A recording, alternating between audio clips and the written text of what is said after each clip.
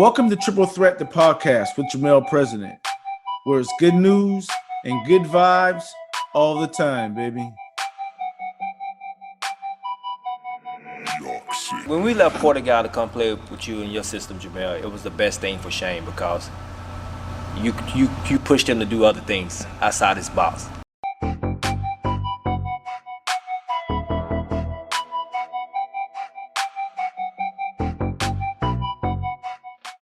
You can follow us on Facebook and Instagram at Jermel President and on Twitter at President Jermel. Make sure to subscribe to this podcast as I'll be bringing you a new interview every month.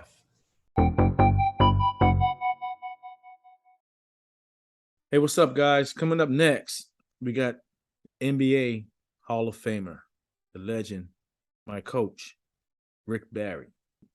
Rick Barry, we do appreciate his endorsement of the oatmeal recipe.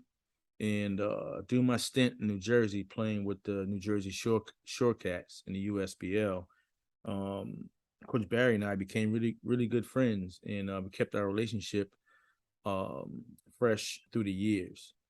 But we also share something special in our free throw percentage in our college years. I led the nation, and I'm pretty sure he led everything else in scoring and free throw shooting and whatnot. But great interview with my former coach and talking about the NBA, college, the whole nine. So let's get into the interview.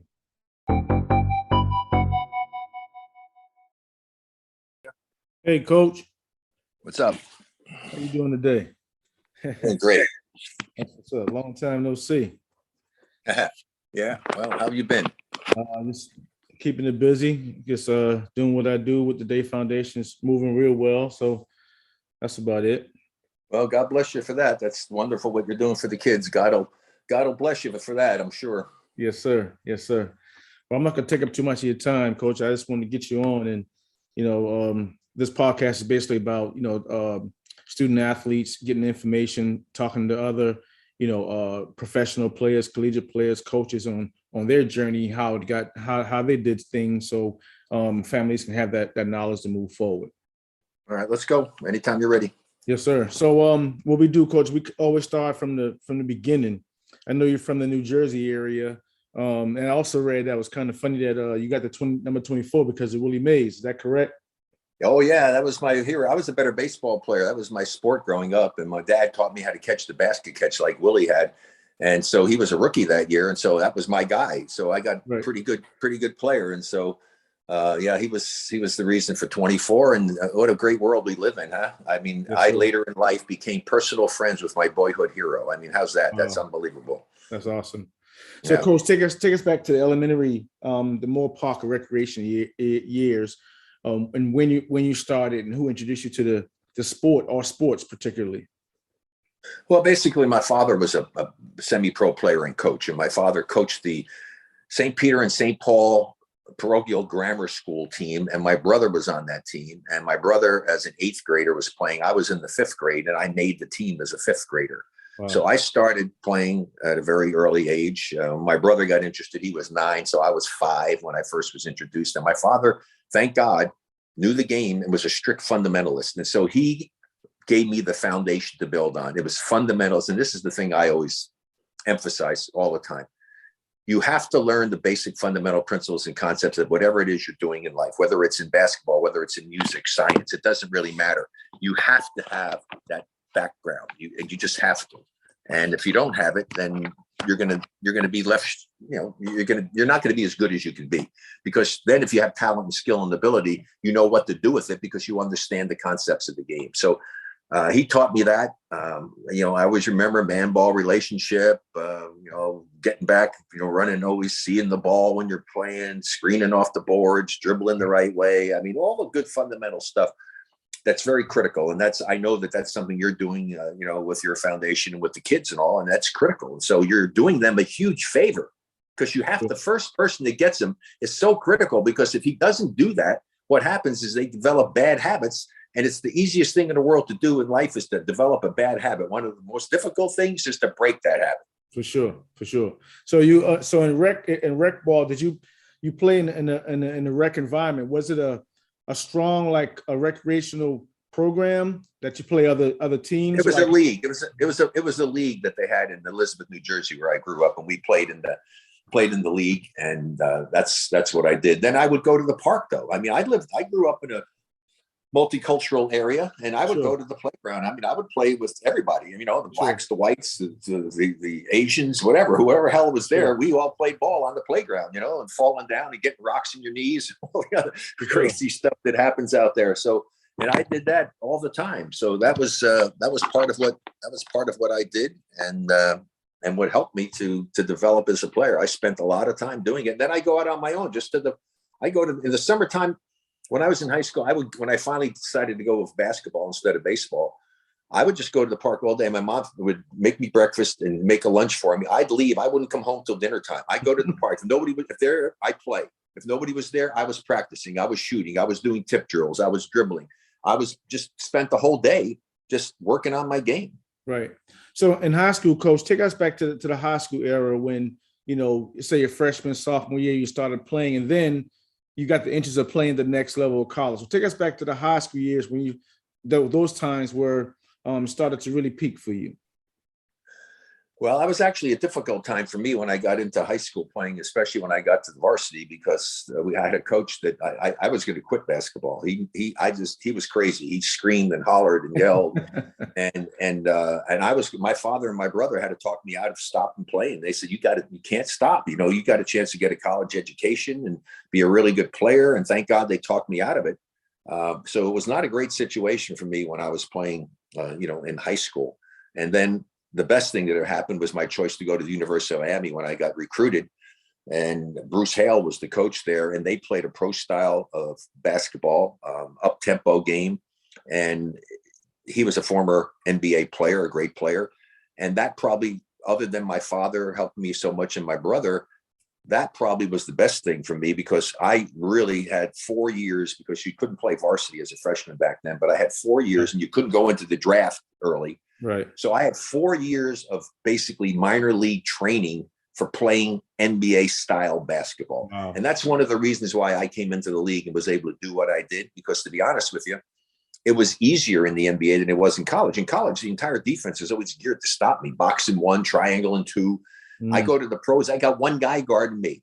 I mean, seriously, Jermel, I'm telling you, one guy. I said, this is unbelievable. I only got one guy to worry about here. Of course, I had to try to trick if I get by him, I had to trick the big guys and try to shoot it over Chamberlain and Russell and those guys. But I was able to make first team all pro as a rookie. That just doesn't happen very often.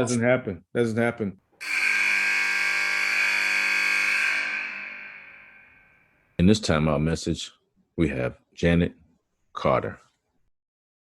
So if I had unlimited resources, it would be wonderful to have a program that would be in the community that would be easily accessible to students and student athletes, and really any kid to gain the knowledge that they would need for, wellness, but also to provide not just information, like not just standing in front of them and teaching them, but providing them with the tools like cooking skills, or taking them to a grocery store and shopping around with them, or actually giving them healthy food.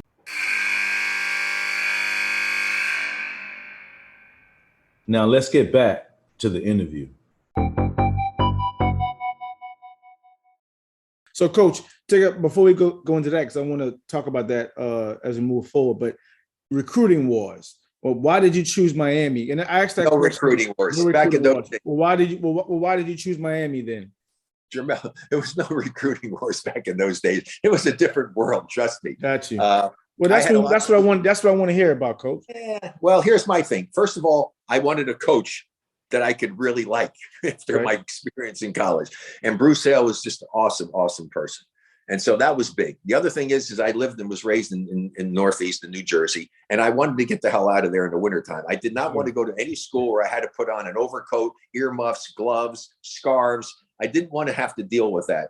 So Miami was very appealing to me in that regard, that I was going to go to school. I could go in flip-flops and shorts and T-shirts and enjoy the warm weather. It wasn't a great basketball powerhouse. It wasn't like an experience of going to North Carolina or Duke or places, Kansas, where basketball was such a big thing. It was a football school. Gotcha. But for me, basketball wise, it was the best thing for me because I learned so much about how to play the game the right way and helped me become an NBA basketball player. So that's why I went there, and it was perfect for me. So, Coach, besides the athletic part of it, and you say you learned the NBA style, the pro style of play, what did you learn from your coach from an off-court standpoint of how to be a professional? Well, I think I got that. I think I got most of that from my father as far as having pride in everything you do and giving your best effort. I mean, you should always give your best effort in everything you do. And along with that, never be afraid to fail. I mean, we're human beings. We're going to fail. Sure. And so if you're intelligent, you learn from the mistakes that you make and you minimize those mistakes and you don't keep repeating them, which helps make you better. And as far as Bruce was concerned, I mean, he gave me the freedom to be able to use the talents and skills that I had and play a style of basketball that was conducive for my game. You've seen it. I'm sure you've experienced. Sometimes you go someplace, you play for a coach and he makes you play the game the way he wants it played. And that's not necessarily the best thing for you. And that happens to so many players. It's just amazing how that happens. I really do believe that if you're a good coach in any sport, especially in basketball, knowing that firsthand, you have to analyze your personnel and you need to put in a system, whether it's on defense or offense, a system that's going to utilize the skill and talents of your player in the best way possible.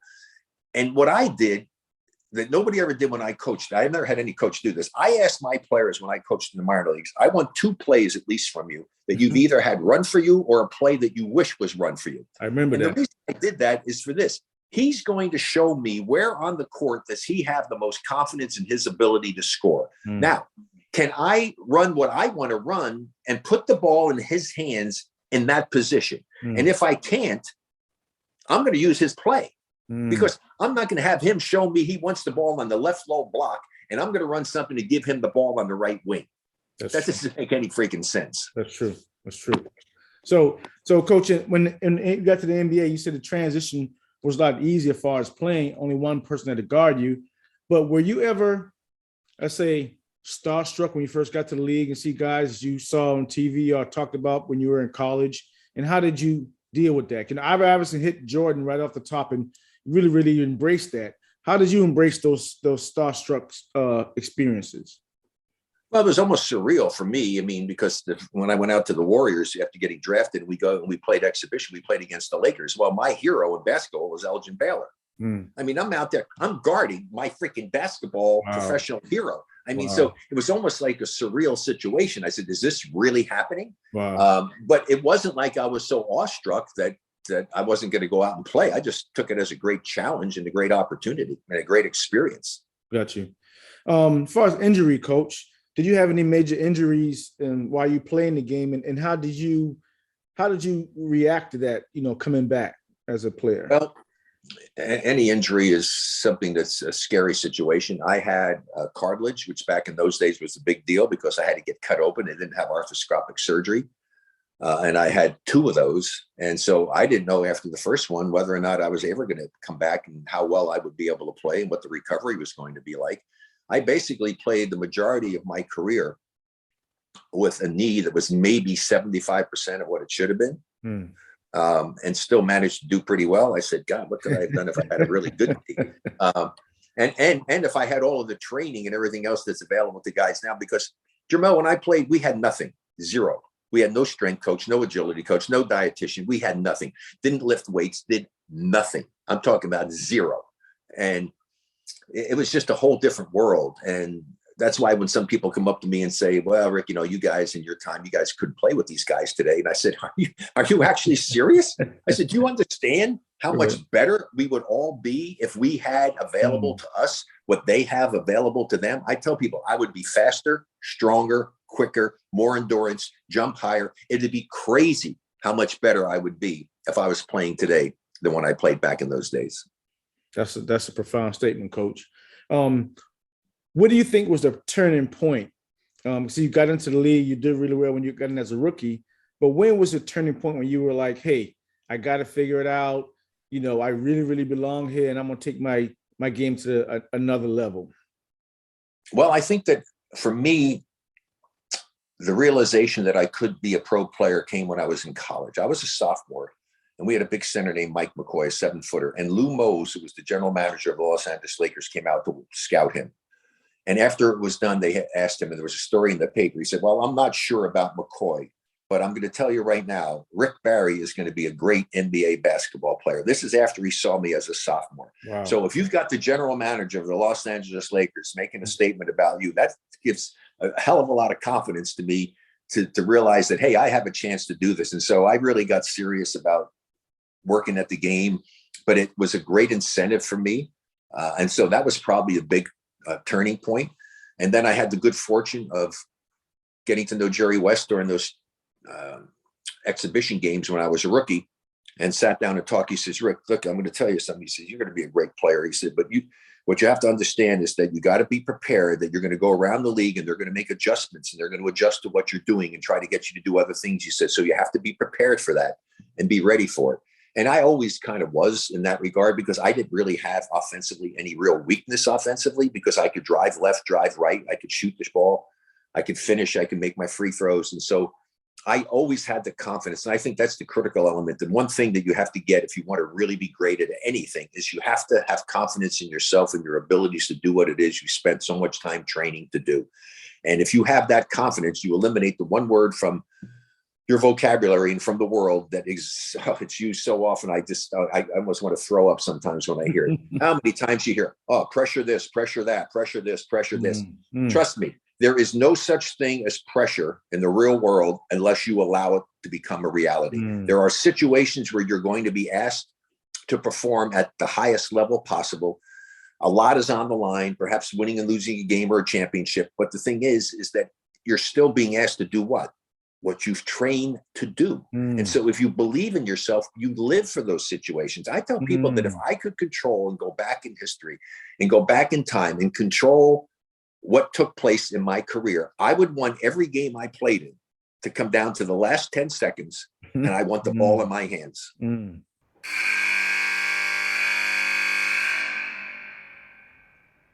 The most important message to get across to student athletes suffering from mental health issues is that you're not alone. Many student athletes deal with depression, anxiety, eating disorders, and other mental health struggles. If this is the case, speak to someone like a counselor, a parent, a trusted adult, or your fellow teammate. Adults who are supporting a student athlete should be aware of the signs. A student athlete who is experiencing mental health difficulties might have constant fatigue, loss of appetite, mood swings, apathy, or even declining grades and or social isolation. A student athlete's mental health can be severely affected by an injury. An athlete's entire life becomes about their sport.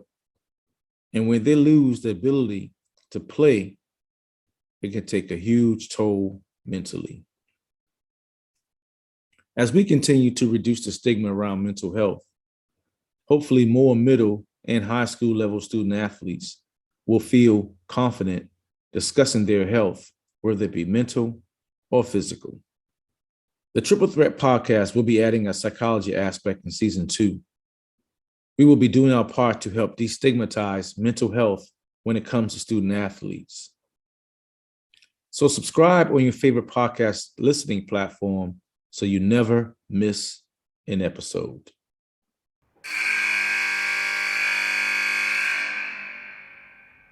Now let's get back to the interview. That's something to think about, because you're absolutely right. If you're practicing for it, there's no such thing as pressure because you're prepared for that. Thank you. It's pressure when you're not prepared for the That's situation. exactly right. Pressure can become a reality only when you lack the confidence in yourself to do what it is you're being asked to do. That's awesome. So Coach, I love that. Coach, so you wrote 24 because of Willie Mays. Everything is a result of something else, right? So one thing that we have in common, I led the country in free throw percentage my senior year at 90. And I'm proud of you for doing that. But I didn't shoot it underhand. What struck the underhand form and what gave you the confidence to stick with it? I'm pretty sure people, you had some tough times where you probably didn't have a good streak with making shots. People tried to get you to change your shot. You didn't, obviously. What started the underhand, and what gave you the confidence to stick with it? Well, it goes back to my father again. First, I want to clear one thing up. Jermel keeps calling me coach. That's because I did coach him in the minor leagues. I'm not really a coach now, but I appreciate it. Yes, sir. You still my coach. That's okay. I'm giving you life coaching lessons now here as far as basketball. So yeah, so it's my dad. My dad shot that way. My dad said, son, I think you can shoot better. I was maybe a mid 70% shooter. And, you know, to me, if you're not 80%, you're not a good free throw shooter. I'm sorry. I mean, that's 4 out of every 5. I mean, God, nobody's trying to stop you. Same ball, same size, same distance, same ball, same size basket. How the hell do you not make 4 out of every 5? Nobody's trying to stop you. It's just pathetic. And so I said, Dad, I don't want to do it. I said, what girls shoot that way, Dad? Everybody's going to make fun of me. And I remember him saying, clear as a bell, like the same word, like this was yesterday, son, they can't make fun of you if you're making them. And I remember my first game exactly. It was in Scotch Plains, New Jersey. I switched in either my junior or senior year. I don't remember which one for sure. First game on the road after I worked with my dad in the summer, and I gave it a sincere effort. And I said, wow, this is good. So I really worked at it hard, and I made the switch. That first game on the road, I'm shooting free throw later in the game, and a guy from the stands yells out as clear as like, hey, Barry, you big sissy shooting like that. And I heard the guy next to him so perfectly clear say to him, why are you making fun of him? He doesn't miss. And from that point on, I was golden. That's what's up. That's what's up. Coach, I knew you won an NBA championship in 75, correct? Yes. I was 1 year old at that time. Would you consider that your biggest win of your career? If not, what would you consider your biggest win? It could have been a game you played against one of the top-notch players and you beat them. It had to been a regular season game. But what would you consider your biggest win in your career? Well, that's it. I mean, you only play for one reason. At least you should only be playing for one reason. That's to win championships. For sure. I mean, individual awards don't really mean much of anything. They're nice to have. I mean, I equate it this way. So you've got a birthday cake, you've got candles, you got icing, you got flowers, you got all this wonderful stuff that they put on it, right? Take all that and put it on a plate with no cake. Looks like a big mess, right?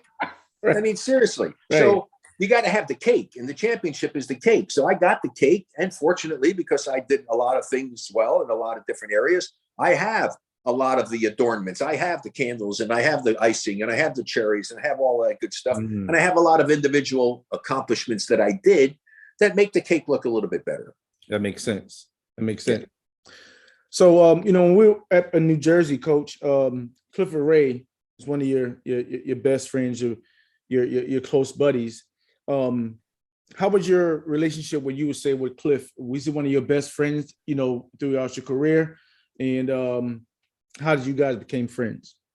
Well, he's one of my best friends in life. I mean, we're like brothers. And for sure. I met him. I went when he got traded from the Bulls to the Warriors. I actually picked him up at the airport, and he couldn't believe I was there to pick him up. I said, and later on, I thought, I said, Clifford, I may be dumb, but I'm not stupid. I said, look, I make a living off of the pick and roll plays, and I want my big guys coming out to put himself in a position that I can use them and turn them into screeners. I said, if you do that, I'll get you a bunch of dunks. And I always try to get Clifford to dunk early in the game, because then he'd keep coming out to be in a position so I can use him as a screener. And I actually do think, I'll say this, I mean, I defy somebody to find anybody who ran the pick and roll play better than Clifford Ray and I did. I think we ran it better than anybody ever did. Today, they run it in stupid angles. Guys don't have the communication they need. People aren't slipping screens.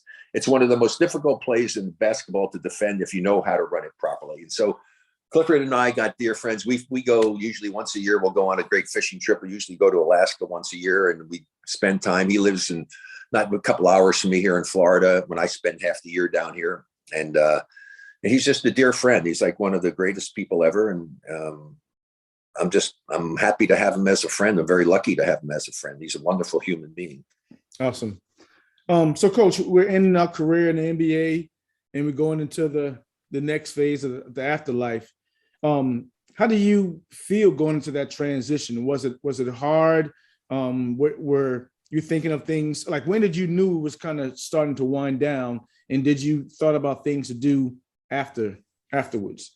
Well, I always thought about that. I think you always have to be prepared for what you're going to do. That's why I did broadcasting. I took all my elective courses in college. I couldn't have a minor, but I probably had enough credits to have a major in radio, TV, and film work because I wanted to do that. And I was fortunate enough to be able to do that for many years. So I was prepared for when the time came. In fact, I actually was doing it. I actually did national stuff while I was still playing in the NBA. And so I did that for many years and prepared myself properly. And I'm probably busier now, Jermel, than I've ever been in my life. I have so many things going on, so many exciting things in so many different areas in the world of cannabinoids and just so many things. I mean, I don't have enough time to even go over them, and nor would I bore everybody with it. But it's very exciting for me. I've never been one to sit back and do nothing.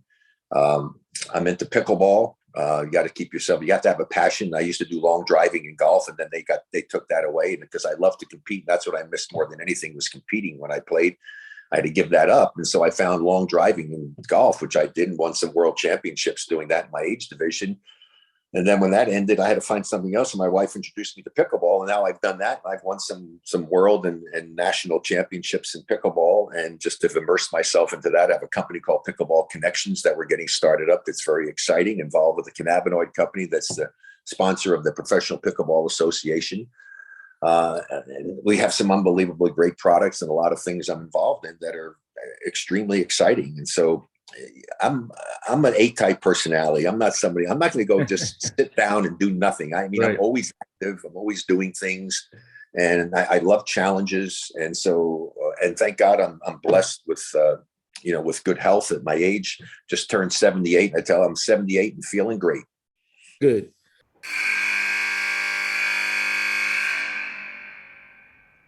In this timeout message, we got Coach Bobby Crimmins. They wanted ACC players to play for them in that franchise. So I got shifted over to the Carolina Cougars.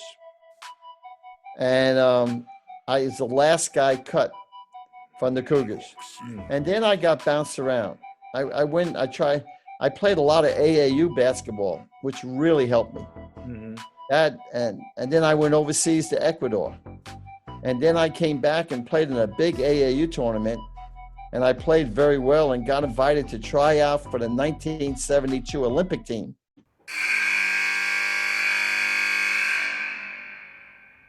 Now let's get back to the interview. Rick, when you were coaching me and you are coaching student athletes, what benefit do you get out of that, of giving this game to student athletes and kids as a whole? Because it's very rewarding for me where I can teach a kid that's have a blank slate, and that at 3 or 4 weeks, they're through doing things they've never done before. What benefit that you get from working with young student athletes or coaching per se? Well, I think what you're doing is certainly commendable and very, very important, because you're getting them first. Like you said, to have a clean slate, they don't have bad habits. You can get them, you can mold them, you can help them as far as the sport is concerned, and along with it, instill qualities in them to help them in life in general. I mean, that's an important thing, because it's not just about them as an athlete. They're a person first and foremost, and their life is going to be way beyond and a lot longer in normal life as opposed to sports. And so they have to be prepared for that. And so if you can prepare them properly to learn, to get a good education, to apply themselves, to have the pride that I talked about, to number one priority for kids. Every time I talk to them and I see some young people, I said, do you know what your number one priority needs to be? And they look at me and I said, it's get a good education. Find something you have a love and a passion for and apply yourself to it. Have a goal. Try to see if you become a great athlete. Go for it. Give it everything you've got, but be prepared that the chances of that happening are fairly slim. Don't get discouraged by it, but have your backup plan. Have plan B ready to go. Actually, should be plan A1 and A2, because it's just as important, if not more important. And if you can do that and instill those kind of qualities in them, to take that great pride in what they do is in the classroom, whether it's on the field of competition or in the classroom or in life in general, respect people. I mean, just good qualities to help make you a good person. You have a chance to do that in your position as a coach. Sure. And a lot of these kids, I got them a lot older. I would have a hard time doing what you're doing. And I admit to it. I can tell in like 5 minutes if somebody really has any chance at all to be good at basketball. For sure. And if I know that they can't, I'd want to spend my time with somebody that I can take to the high level. Okay. It's hard to me to go and spend hours working with somebody who might be able to make a team somewhere. Sure. I admire and respect the fact that you have the patience to do that. My wife is awesome at doing that. I can't do that, but give me somebody with some talent. And I really love doing that. It's very rewarding to me. And when I coached in the minor leagues, to see some guys, and it was astonishing to me to see how many guys came from reputedly great programs. And I was shocked at how poor fundamentally they were and the things that they were doing. I just couldn't even believe it. So it's an interesting dynamic, but what you're doing, you've got them at the right age. You can be incredibly helpful to these young people, and God bless you for what you're doing, but just instill all the great qualities for life and for the sport of basketball. And God will continue, I think, to bless you for what you're doing, because you're going to change the lives of a lot of kids by doing what you're doing. And I appreciate that and respect it. Yes, sir. I'm a dad, Rick, and how much I wanted, much so, to like give him all that I have so I can get him to the next level that I've never been at. But sometimes it's hard, right? Because sometimes he wants to be a kid. Sometimes the regimen that needs to be, he's not into yet. He's absorbing it. He's filling it in.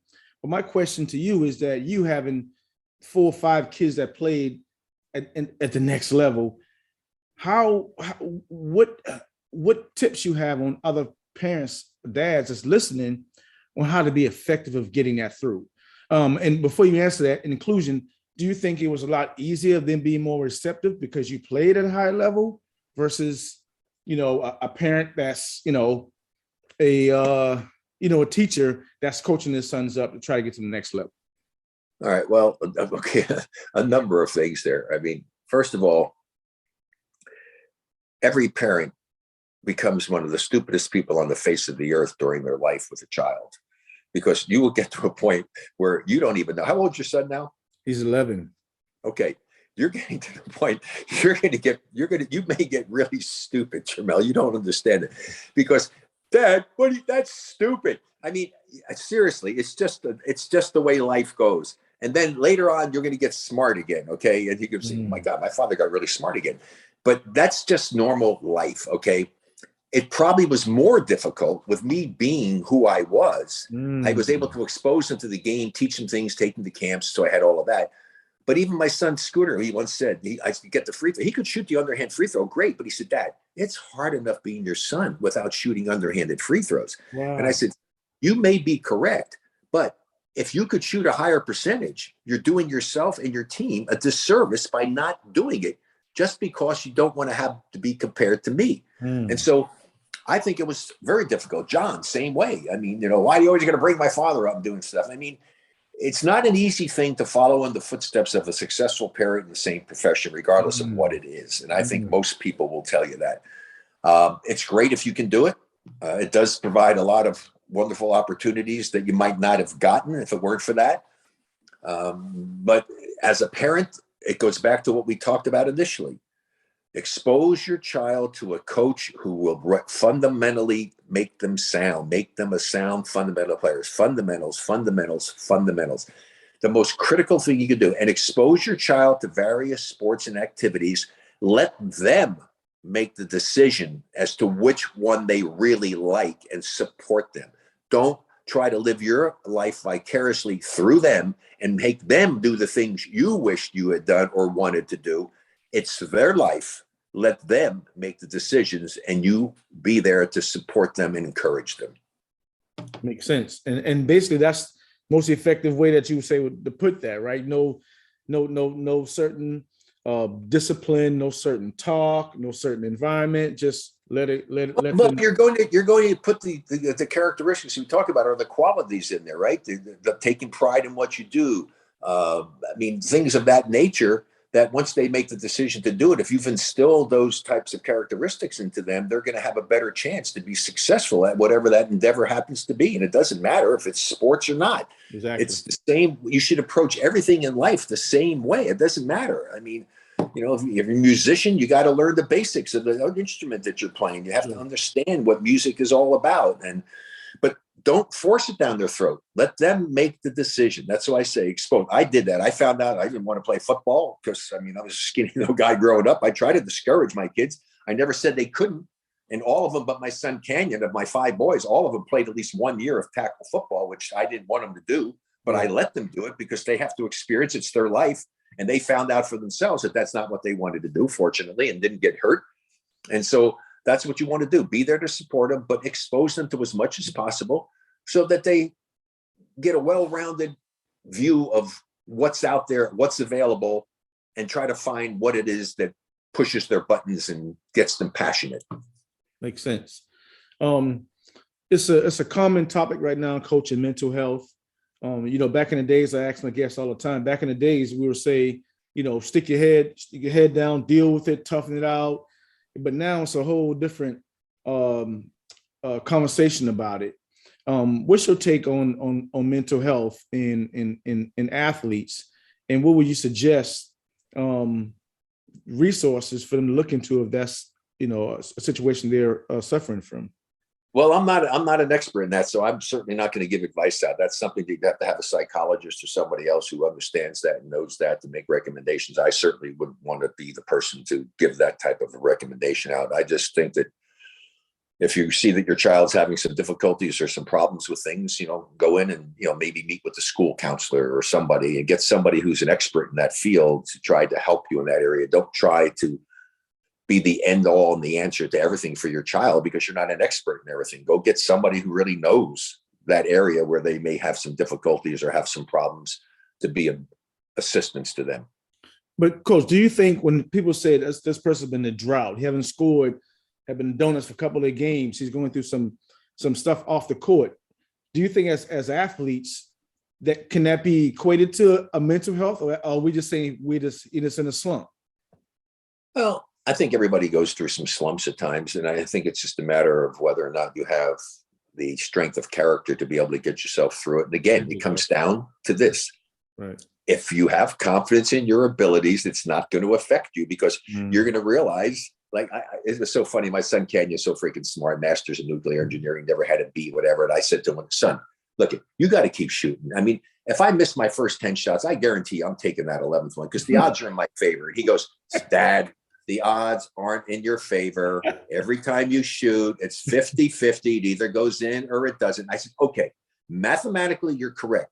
But I believe the 11th one was going in, which is the important thing. You can't be afraid. Scorers have to, you got to shoot the ball to score. So you can't get discouraged.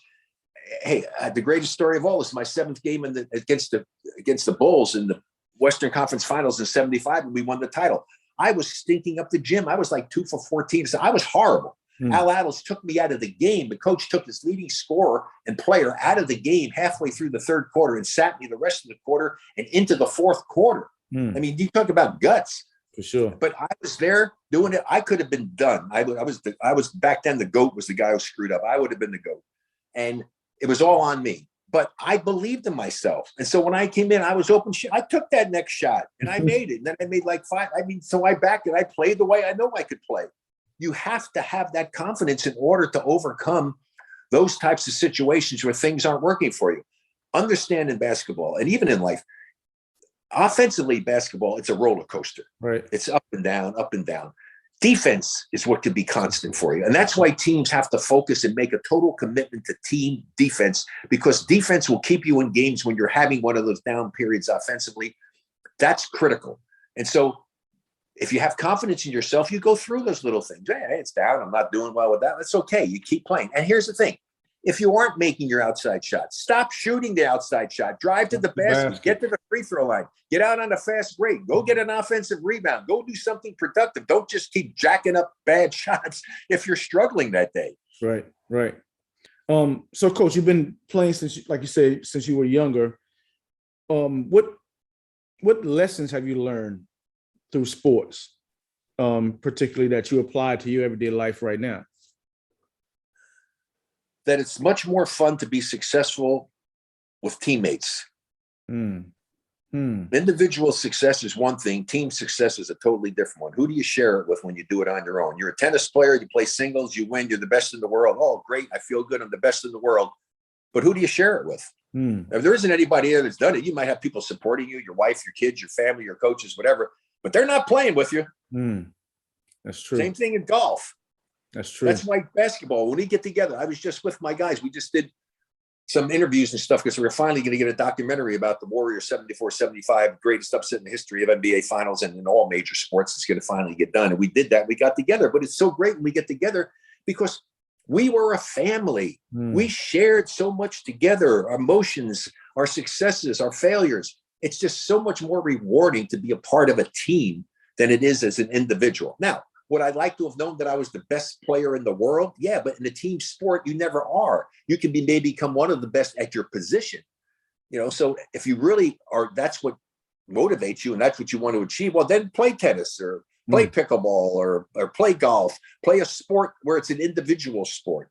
But if you want to have a more rewarding experience that lasts forever, be a part of a great team. That's a good point, Coach. I interviewed Monty Lee, who's the head coach of Clemson baseball, just this past couple of days ago. And that's one thing that he mentioned too about back in the days where you mentioned not having those training and not having those type of support. But he said, even though the kids got him now, you talked about having that team camaraderie was important. He's talking about him now being a coach, that the team concept is not there from the players anymore currently. They don't have a team concept. It's more of an individualized approach because they do a more individualized thing to get better for a team. What do you think? Yeah, well, it's also because of the money and what the opportunity is. And so that's changed the dynamic, considerably. There's so much of the thing with the money involved. That's why the parents get involved and they see them to be able to go ahead and change the life of their families. And so there's a lot more to it, but you still have to keep a level head. And that's where it's up to the parents to try to keep a child looking at it realistically and don't spoil them rotten. I mean, these kids get so spoiled at such an early age now because everybody's after them. They want to get them to go to their school. They want to get them to be a part of the money they're going to make. It's really, I feel sad for a lot of these kids and the stuff they have to go through.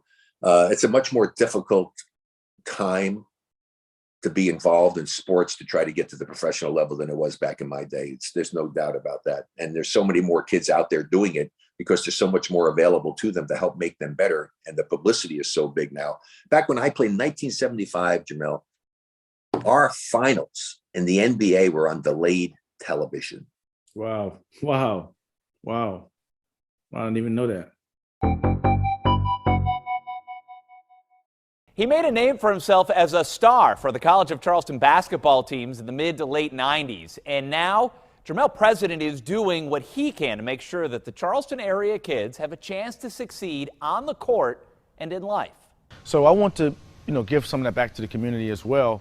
After college and after playing professionally, I started the DAE Foundation just to be that wealth of knowledge to the kids in the community and parents as well. College of Charleston Hall of Famer Jermel President said he saw a need for this while he was in school. So he founded the nonprofit DAE Foundation, and its philosophy for success is based on what he calls his oatmeal recipe. Let's go and finish together. Basically teaches the game of basketball, focusing on skills development, nutrition, and education. Not only SAT, ACT type stuff, but education for parents in how to navigate through the different levels of athletics. In closing, we got the oatmeal recipe, Coach. Last three questions. And the oatmeal recipe is basically skill development, education, and nutrition. The same product that we're happy to have your endorsement with a couple of years ago when you were here. In skill development, how important is skill development when it comes to professional and sports? To you, I want to talk about skill development, education, and nutrition. So talk about skill development first, how important it is and how do you apply it to your everyday life? Okay, well, first of all, I would put education first because you have to be educated to have the skill development because you have to learn it, right? So education, skill development kind of go hand in hand, right? You have to be educated in the skills of what it is you're trying to do. So those would be like 1A and 1B. And that's the most critical element of all of that. And then, of course, now you're into stuff. I mean, we ate the wrong stuff before games. We didn't have any of the stuff these guys have now. They have all these nutritionists. What's the best thing to do? Every drill that you do, every lifting that you do is all sports specific now. I mean, you lift a certain way depending upon the sport that you're playing. And so it's very sophisticated. And so there's so much out there and available for these youngsters to be able to take advantage of. But number one and 1A is what it is, education, and learn the fundamentals of the skills of that particular sport. I can't emphasize that enough. And then, you know, like you got the other stuff there, the nutrition is part of it because you want to stay healthy. You want to eat the right foods to have the right energy and be able to utilize those skills that you've worked so hard to develop to their fullest. For sure. Well, Coach, it's always a blessing to talk to you. I appreciate you supporting, you know, all of my programs, the DAE TV, when you were here at the podcast. So again, I appreciate you. Was happy to meet you, playing for you. So again, I appreciate you, all you do with the DAE Foundation. And thanks all the time. My pleasure. And it's been great to know you and have you be a little part of my life. And if I was able to go ahead and impart anything to you, then that makes it very meaningful for me. And I wish you good luck with your son, who I remember when he was just a baby. But please let me know when you get stupid, okay? Because you're going to get stupid. So just let me know when that happens, okay? Yes, sir. Yes, sir. God bless you and everybody. Bye-bye. Yes, sir. Bye-bye. See ya. So there it goes, guys. Another one in the books. I want to thank Coach Rick Barry, the great Hall of Famer, coming on and giving us his wealth of knowledge on the game. Things that he's seen have changed over the years, right, through the sport. And we appreciate his presence and appreciate him giving back to the community and all the efforts he does for the sport. All right? We'll be right back. Don't forget to subscribe to the Triple Threat Podcast on your favorite listening platform. We are live on Apple, Google, Spotify, or anywhere else you listen to your podcast. That's Triple Threat spelled 3 R-I-P-L-E 3 H-R-E-A-T. Triple Threat Podcast. We'll be right back. What Jermel is doing with the DAE Foundation and the approach he's taking to help develop young athletes, first of all, getting them prepared from the academic standpoint, which, as you know as well as I do, Bobby, that's the most important element, to try to get them to eat healthy, to be able to train properly, to get the proper education, and then hopefully for those who are talented enough to have a chance to move on to perhaps even get a free education by going off to college. But I love what Jermel is doing. It's a wonderful program. Hopefully more people in the community will get behind it, and some of the businesses involved as well to help sponsor this program, because these are the kind of things that every community needs, looking out for the best interests of the youth. The future of this country is in our youth, and everything that we can do to help prepare them better for that is absolutely wonderful. And I can't express adequately enough my admiration and respect for what Jermel is doing, and hopefully he'll get a lot of help from a lot of people. You can follow us on Facebook and Instagram at Jermel President, and on Twitter at President Jermel. Make sure to subscribe to this podcast, as I'll be bringing you a new interview every month.